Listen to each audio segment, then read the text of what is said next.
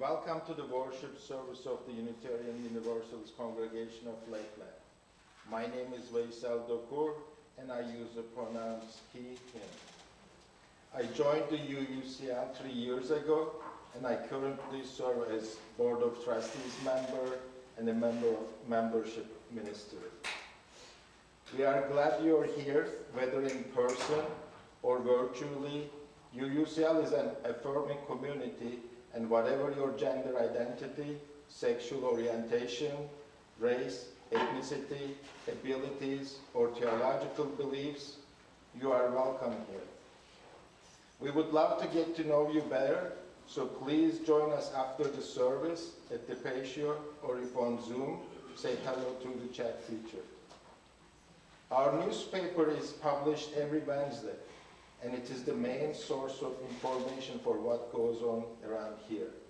So please be sure to sign up, and if you already receive it, please make sure to read it and about all the great things happening here.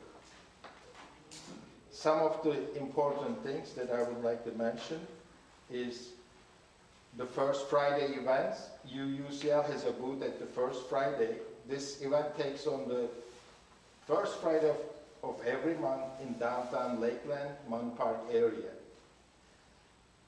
For example, this month, which is not this month, next month, May theme is Family Fun Night. Basically, we need volunteers to help represent and promote the UUCL values at this local event. Please contact Umbra Bridges or myself if you would like to take part in this event. We are planning to create teams, maybe like 3 or 4 teams, so each team gets maybe once every 3 months or 4 months, so that everybody gets a chance to represent UU. And next, our Pathways to Community. For our new, if you are new to UUCL, ready to connect at a deeper level, our membership ministry team will be starting the small group sessions for newcomers on May 1st. Those sessions will start around 9:45 a.m. and some of you may have received invitations. Please either contact Heather or myself if you would like to sign up or get more information. And the next big announcement is dinner worships. Wednesday nights worship is back. After 2 years of this pandemic, we are bringing the Wednesday nights back to UUCL. Alhamdulillah. For those who doesn't know, we provide a great big pile of rice, and you all bring a topping to share.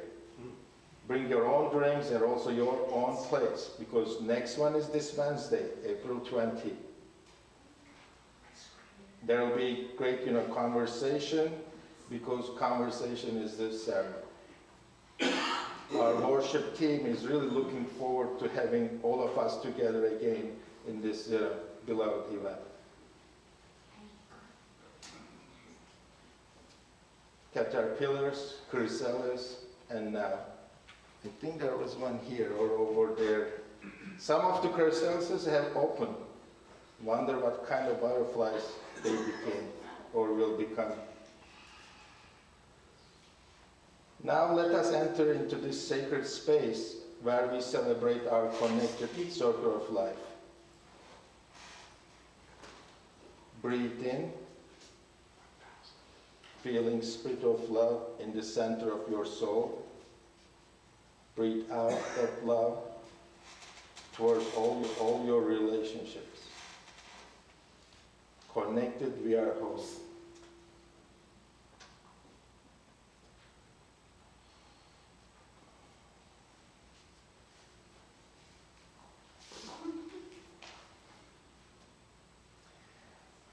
The holy month of Ramadan still continues.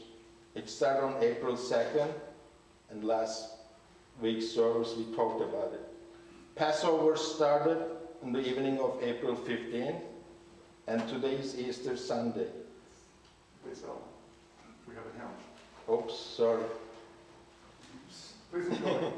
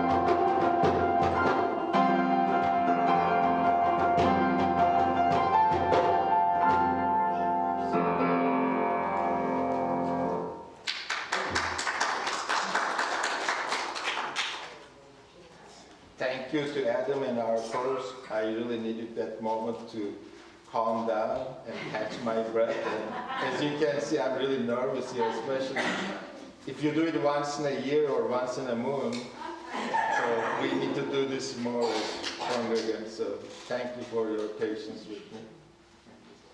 Again, to start over, the holy month of Ramadan, which started April 2nd, continues.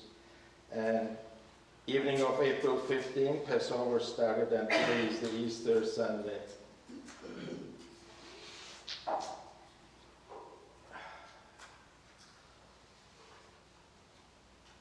Basically, this is a rare conversion of three religions, three faiths, which started from the same area, and the convergence of Ramadan, Passover, Easter, this shared religious journey really occurs rarely. And it also suggests about the intricate connections between the Abrahamic religions.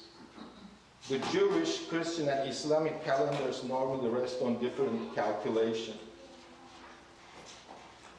The Jewish calendar consolidates a lunar year based on the moon's monthly cycles with a solar year. The Christian calendar, on the other hand, is purely solar. Mostly holidays are fixed, occurring at the same astronomical time each year. But Easter shifts within that framework because of its links to Passover. The Islamic calendar, in contrast, consists of 12 lunar months, as mandated in the Quran, and thus is shorter than the either Jewish or Christian calendars. Ramadan commemorates the Quran's revelation to Muhammad while urging Muslims to repentance and works of charity. As I was born and raised in Istanbul, Turkey, as a Muslim, I remember several memories about Ramadan especially, that brought us family together. One of them I would like to share is, again, very shortly, we went to my parents' Providence. It's kind of like a 12-hour bus ride. And a bigger family came together at the end of the day for iftar, where you break the fast. Two of my uncles, they were not in good terms, and maybe they didn't talk like over a year.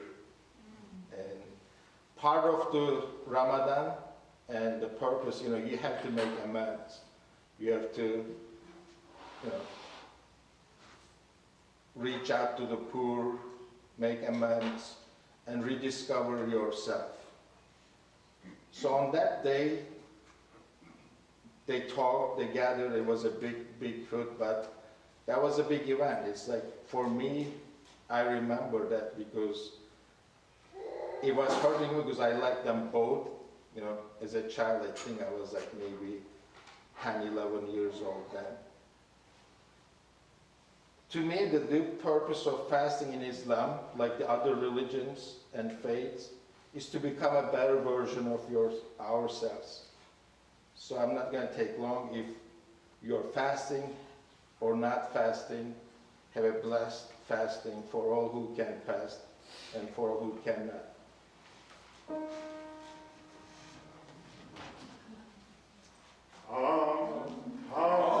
Whoever you are, wanderer, worshiper, lover of leaving, ours is no caravan of despair.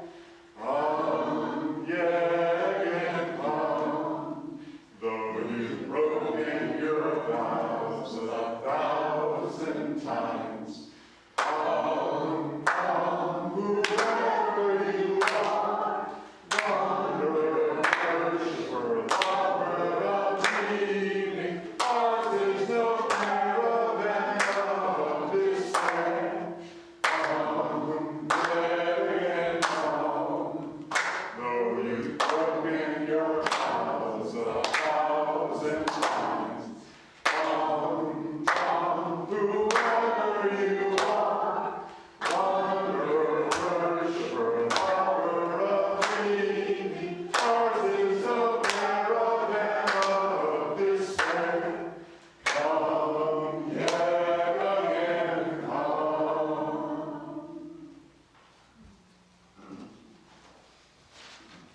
poem by Hazreti Mevlana Celaleddin Rumi, Fasting.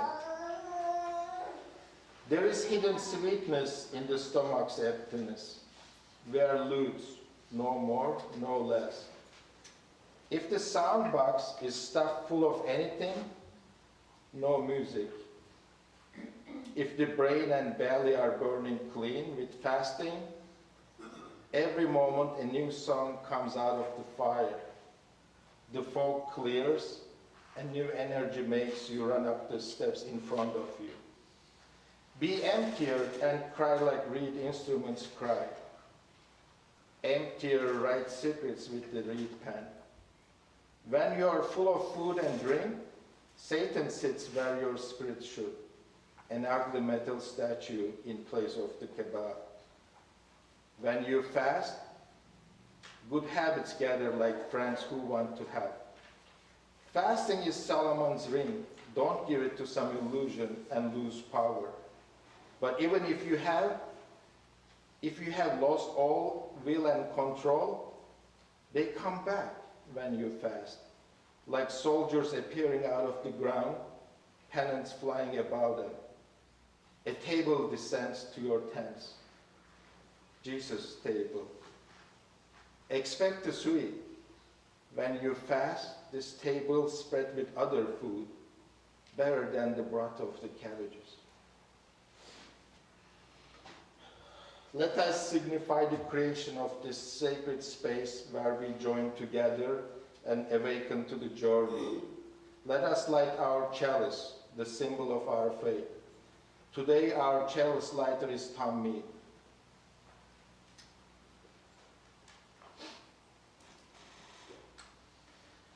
We light this chalice to honor the possibilities that this faith awakens us to. Hope amidst grief, joy woven with pain, and the depth of meaningful relationships to sustain us. Please join us singing and signing Spirit of Life in number 123.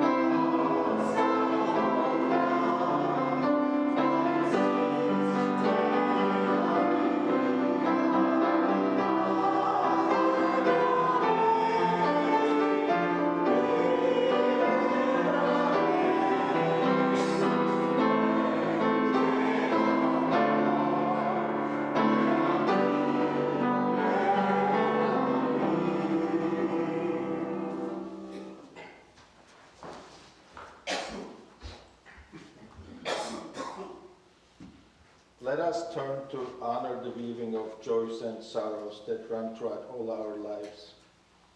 We engage in this ritual every week as a way to honor the awakening to the complexities of the life, the joy and the sorrows, and to the knowing that we are all in this together. We invite you up to the chalice table to place the stones in the water for the joys and sorrows of you carry today. Green for joy, white for concern, and blue for sorrow. If you're on Zoom, we will say your name and I put a stone in for you so that we all know that you are together and we are all connected, striving towards the wholeness.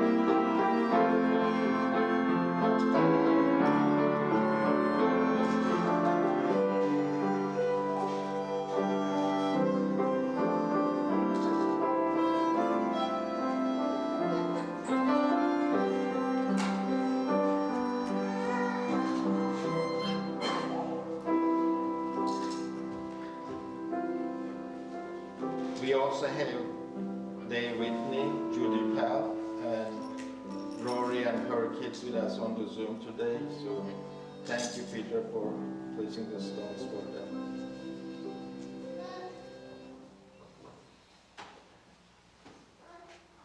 Today our guest is Andy Quinn for Nonviolent Communication presentation. Andy is the founder of and guiding teacher of the Lakeland Insight Meditation Group, a 501c nonprofit organization dedicated to offering spiritual teachings and meditation practice.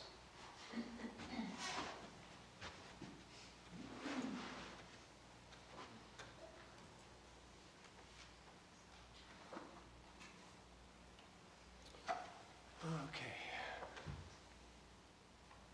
So Justin, can we get, thank you. Welcome, I'm really tickled to be here.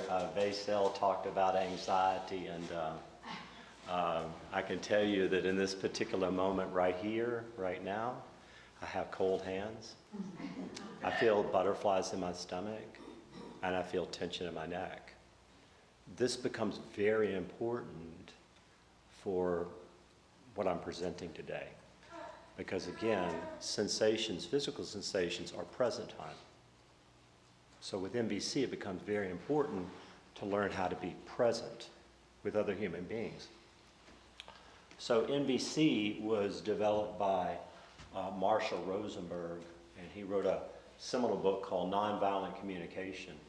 Marshall has been a mediator with very disparate groups, such as particular people fighting in the Middle East, labor groups and corporations, cultural diverse groups, and even marriages.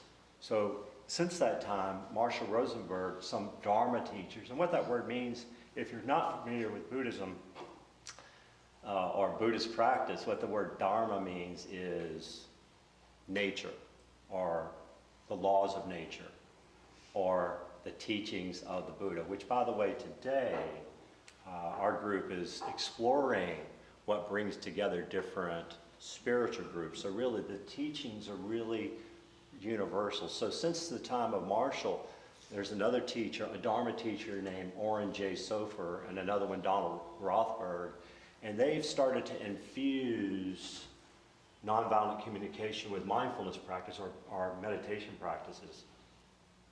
I like this quite a bit, this kind of infusion. So a lot of the resources that the main resource I'm using for today is Oren J. Sofer's talk, Say What You Mean. The NVC model, we can go ahead and shift on to the next slide.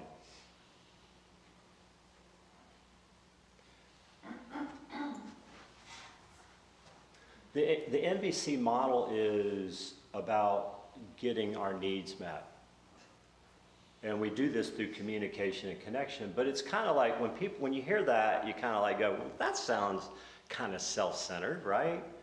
But the model is such this, it's like we are here to meet everybody's needs. Now it sounds kind of vast too, right? What we're here to do though is to understand each other. And I think it's the prayer of St. Francis of Assisi that says, it's better to understand than to be understood. And that's how we start the whole model out. How can we be present for people and understand what's important to them? This type of listening presence is infused with generosity.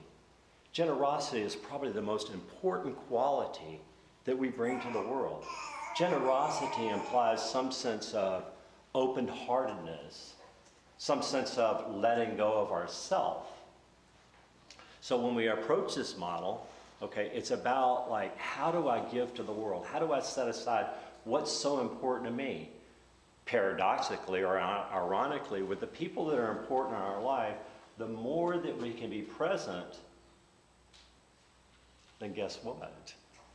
People begin to attend to us also. So here's the model very shortly. And again, this is not exactly what Marshall was teaching. This is what Oren J. was teaching and other Dharma teachers. But the first one is leading with presence, listening with intention. What's our motive? And also with mindfulness. And the mindfulness is a very huge mental quality that we develop. We can spend a lifetime developing this skill and practicing this one skill. And also intention. The next one comes from curiosity and care with interest and empathy. So we're interested in what the person says and we can lean into their experience. We can join them. We can almost like understand what it feels like to be anxious. Everybody here has felt anxiety. You know what that's like. So some of you will be leaning in with me in Vaisel, right? So you understand that. That can be empathetic, right? And then the next thing, see what matters, the needs of self and other. Well, some people don't like the words needs, you know, it implies needy, right? So it really doesn't matter. What's really important to the other person? And what's really important to me? Foundationally at MVC, there's something that's kind of a mind blower that every action implies a need. Every action implies a need. So when we're with people and they're not exactly acting the way we think that they should, just ask yourself, I just wonder if I ask a little bit of questions and brought them a little bit deeper, you know, and ask them, what was really important here? How come you got angry? I'd like to hear a little bit more about that, right? Eventually people are going to be able to say to you what's important to them. So I have a story for you. I love stories. Fourth physical sensation of anxiety is I'm starting to have dry mouth. Another sensation, right? But the sensations bring me right back here. If I could just be non-judgmental of the sensations, I'm going to ask you to do that in just a little bit, okay? So be aware of your body. It's really big in meditation practice and in this model. Be aware of your body.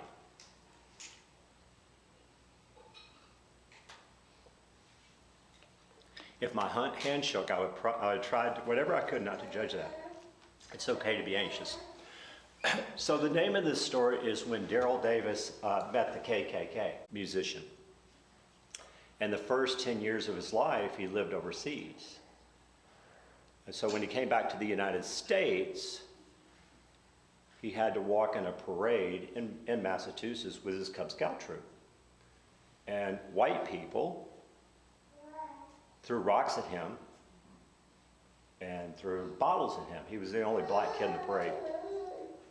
And he asked himself the question, he says, I can't understand why people would hate me based on the color of my skin. So he started out with this lifelong endeavor of trying to figure out people's attitudes about race. Years later, he was playing at a club, playing music at a club, finished his set. A white man came up to him and said, he said to Daryl, he says, "Golly, I can't believe that you played Jerry Lee Lewis that well." And Daryl says to him, "Well, I just want you to know that Jerry Lee Lewis is a personal friend of mine. And you do know that black people taught Jerry Lee Lewis how to play, right?" So that started, the conversation continued that evening, and these two men, and Daryl listened, and he listened with presence, and he listened with warmth and respect, mindfulness, interest, curiosity, and care. And then after a while, the leader started introducing more KKK leaders. It is said that these men started to give up their robes to Daryl. After some time, it was said that members of the KKK had given up 200 different sets of robes to Daryl Davis. Now, Daryl never took a course in NBC, but what he did understand was the value of being present with warmth and respect. And by the way, they did start to know more about him. And it said also that all that warmth and respect and loving kindness and attention, they started to ask him about his life too, and found out he was not inferior, right? So, we don't have to know NBC, but for me, I've had to get the training, I've had to practice, because I'm no Daryl Davis, okay? So this is, to me, this is a lifelong endeavor to learn mindfulness and to learn how to be present and think about other people's needs first. How appropriate on Easter, right? I mean, connection, right, with people of different, diverse people, right? Religions, how appropriate it is. So if we could move to the next one. Okay. This is going to be a short exercise. First of all, if you're on Zoom or YouTube, or you're by yourself, if you're by yourself. Here comes the anxiety again. Okay, so if you're by yourself, what I'd like for you to do is maybe go to a mirror and maybe for a couple of minutes talk to the mirror and just be present for your voice and see what your voice is like. See what it's like, your voice. What's the sound of your voice like? Often we're unaware of our voice, and what it can do is activate our central nervous system. Okay? Or sometimes we feel ashamed about our voice. For the rest of you here, what's not on the slide there is, as you do this exercise, I want you to pay attention to your body. Okay?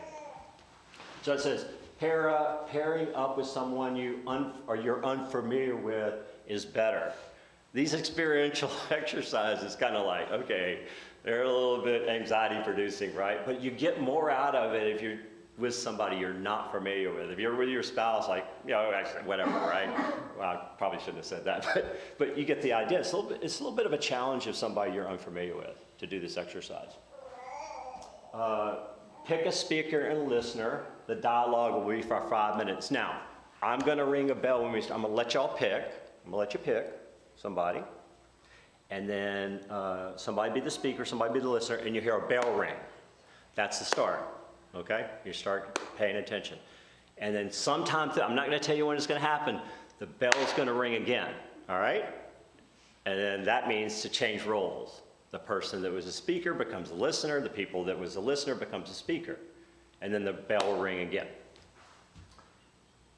And then after we're done with that, I'm going to ask you, that says what gets in the way, but actually I'm probably going to ask you like this. I'm going to say, what was your experience like? I just asked you what your experience was like, you know? But really my intention is to start talking about what gets in the way of listening in particular. What are the things? And you'll see one more screen share up there about that. So pick somebody.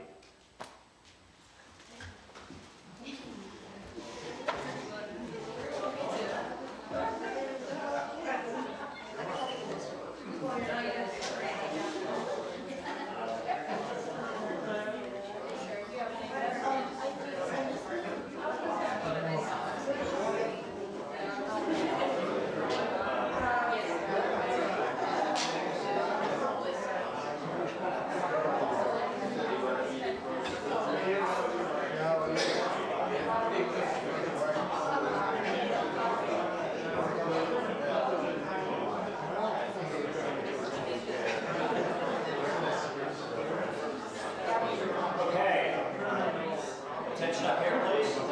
Does everybody have somebody? We're all good? Yeah. That's fine. Okay, ready?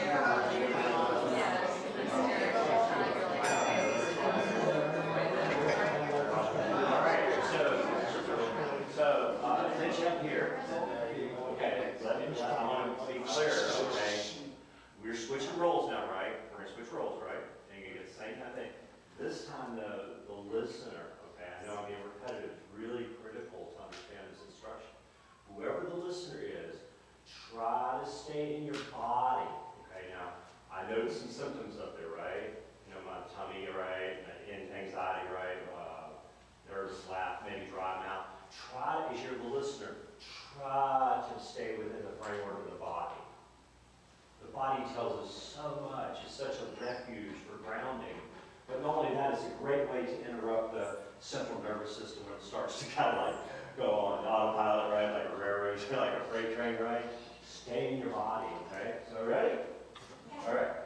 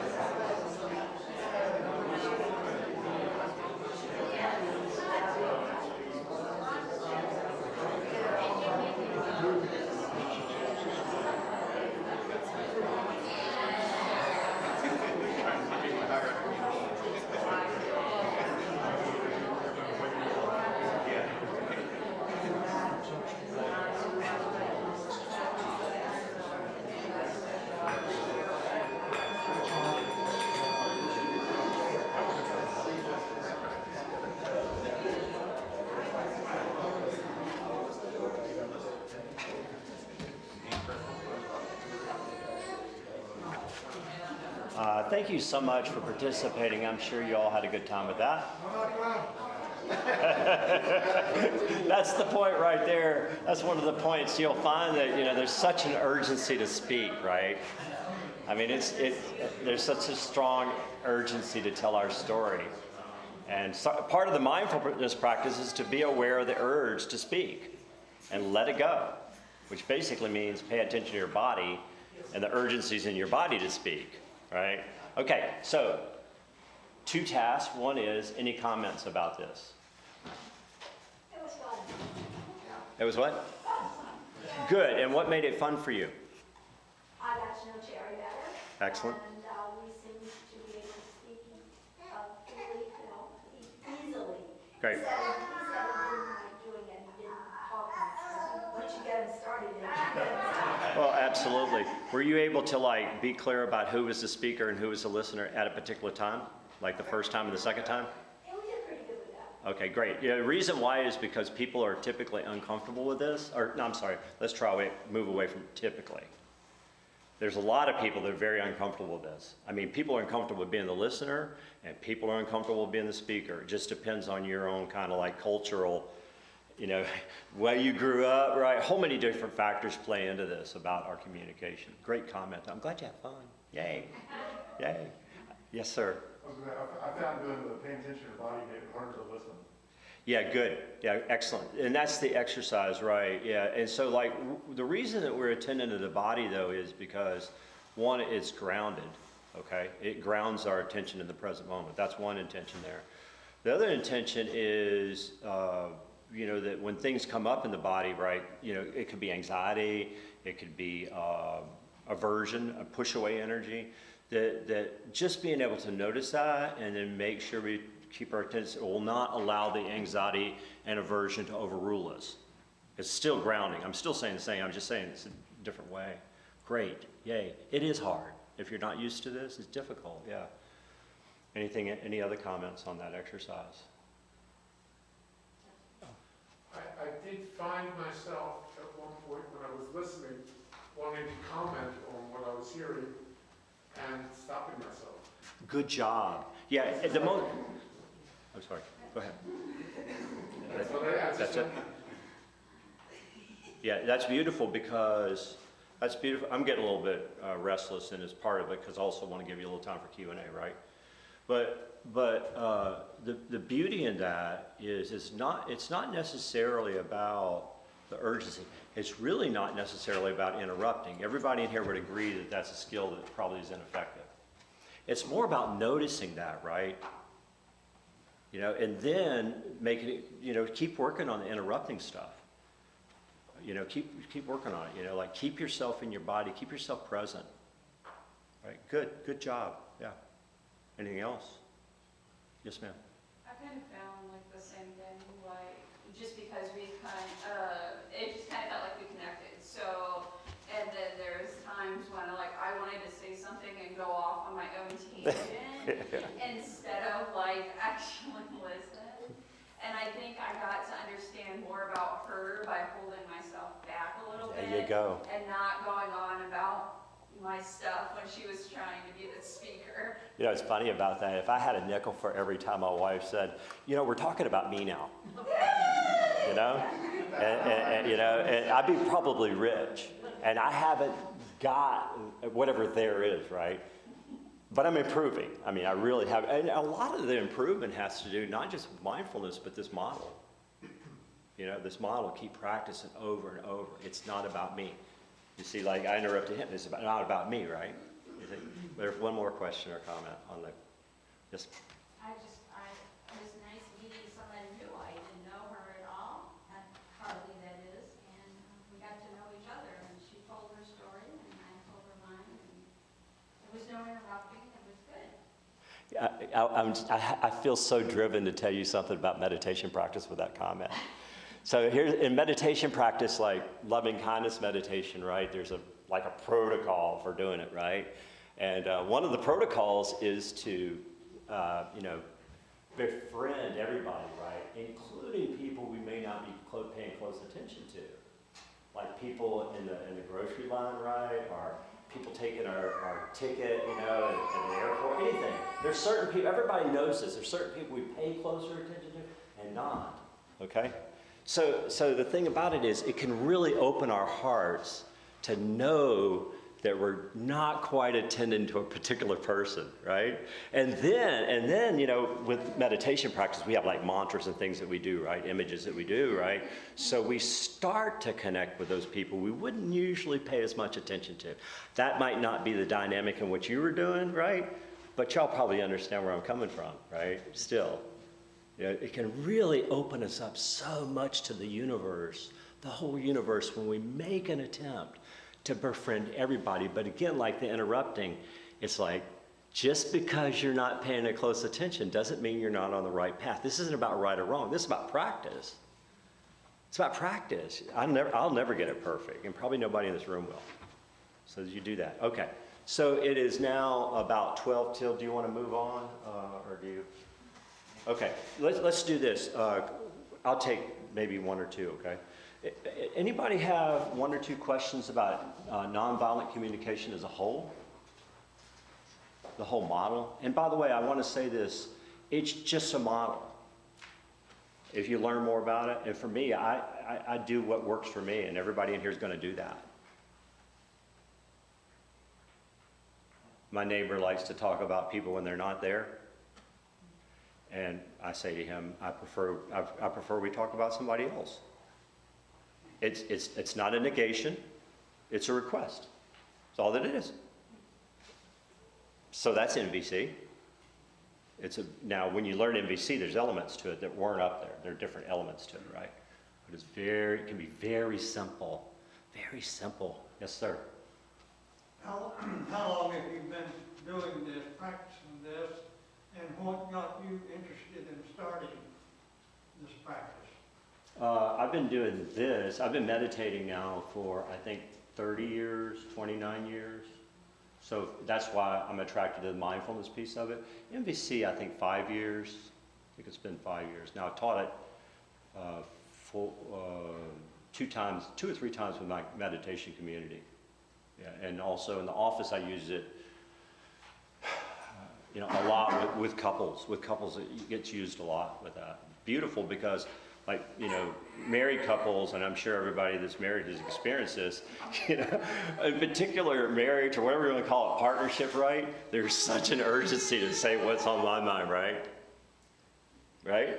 And so, like, because my needs are really important, how come she's not meeting my needs, right? And the paradox is that when we're more present for the person that we love, then things unfold naturally, you know, for both of us, right? So, yeah, in my couples counseling, I use it most consistently.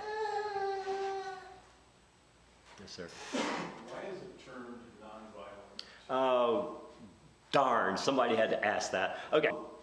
Darn, somebody had to ask that. Okay, so that came up in my last group, right? You could change the name and you could say connective communication. The nonviolent people don't care for that word. That's Marshall's word, right? So I don't know.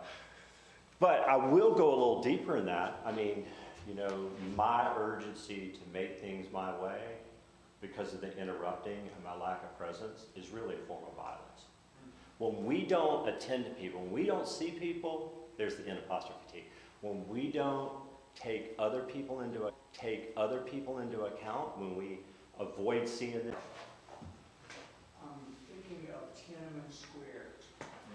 Yes. A few decades ago, a lone person standing in front of a column of tanks and stopping that entire column.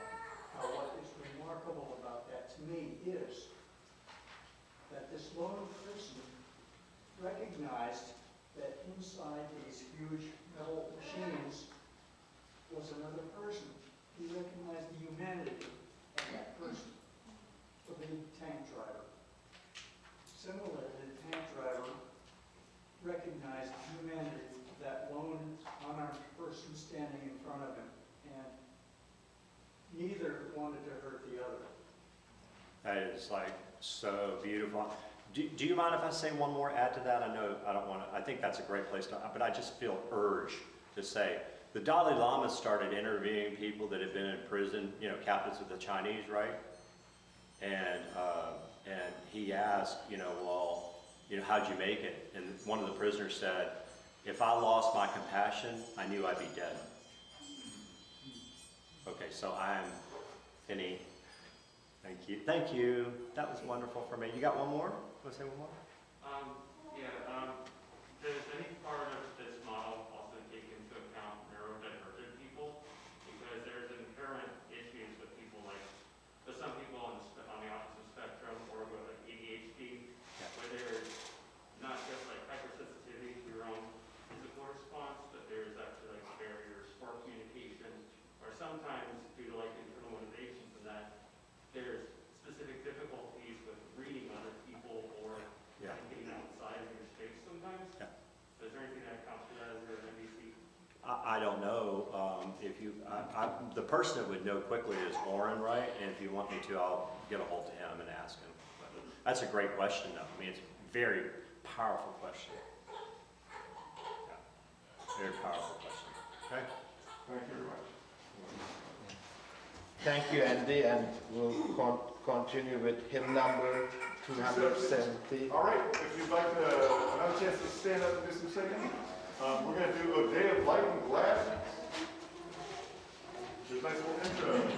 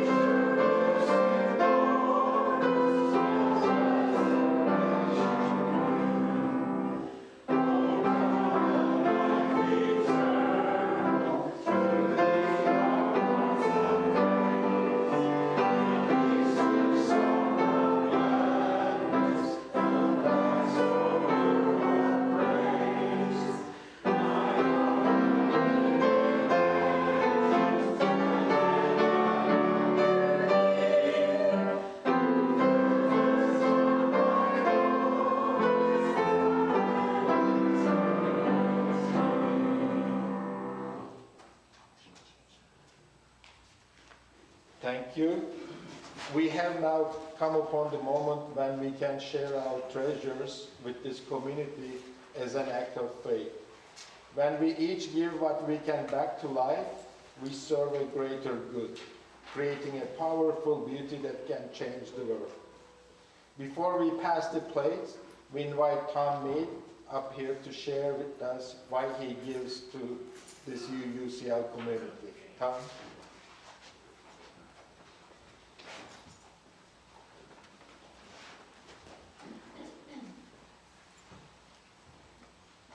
Happy Easter, everyone.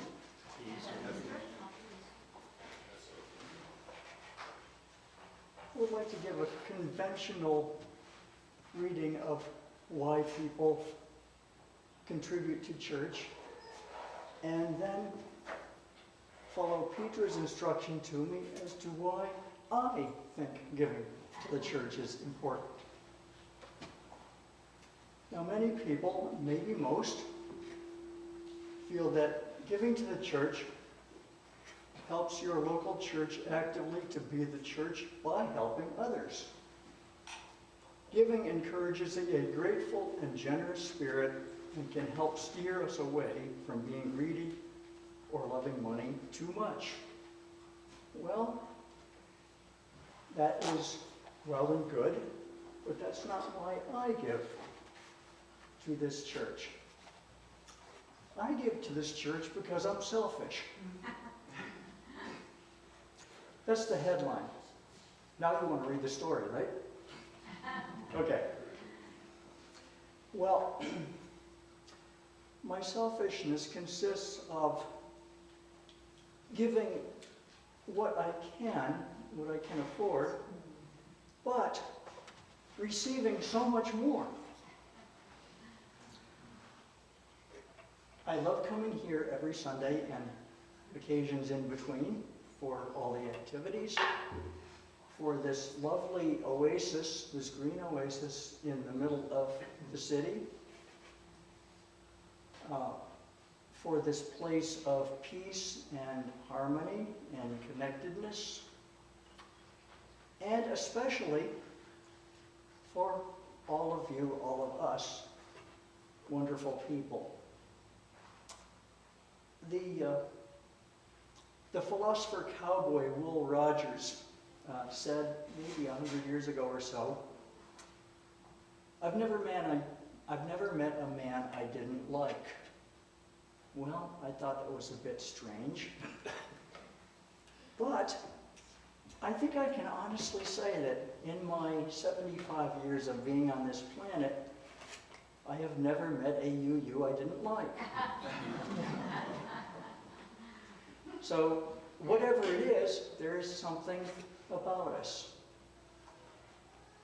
And I want to preserve that something by giving what I can to this establishment and this congregation of people so that I may enjoy it, we may enjoy it, the ongoing experience, and people who come after me and after us can also enjoy the same sense of gratitude and giving in order to get, and in my case, getting much more than I'm able to give.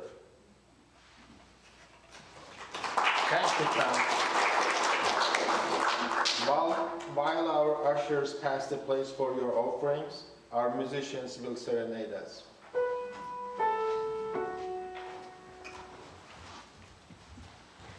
I know this rose will open. I know my fear will burn away. I know my soul will unfurl its wings. I know this rose will open. I know this rose will open. I know my fear will burn away. I know my soul will unfurl its wings.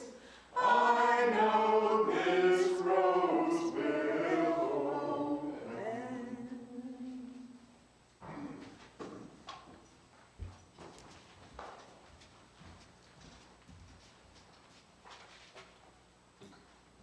Closing words, I'm going to read Easter Again by Linda Susan Ulrich. We live inside a paradox. Humans generally don't like to admit it. We much prefer tidy, stable, comprehensible, logical ways of getting through the day. But paradox is woven into the fabric of this particular universe we inhabit. Light is both a particle and a wave. Imaginary numbers describe the math of physical phenomena. Love and grief are inextricably linked, as are rage and sorrow, suffering and compassion, life and death. Time itself is both linear and cyclical. Each person's life traces a single arc, yet patterns emerge and re-emerge. Fear always seems to return. Goodness knows terror finds its way back into the news. We always seem in need of help to roll back big stones that block our way. Yet we also come back to the Alleluia. Even if its absence has gone on far longer than the 40 days of Lent, we raise each other's spirits when our sacred places seem empty. We anoint each other. We engage in a demanding faith that asks us to love the next world into being today. We are joyful that we have considered all the facts. We practice resurrection. It is Easter again, my friends, and you are surrounded by a multitude who wish you well.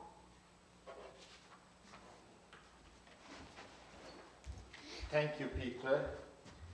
Please join me as we extinguish the chalice. We extinguish this chalice, but not the light of truth, the warmth of love, or the fire of commitment. These we carry in our hearts and power into the world.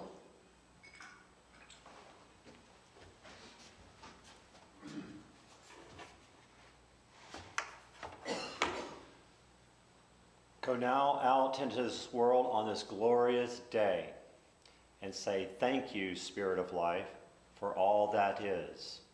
And remember, you are loved, you are worthy, and you are a blessing.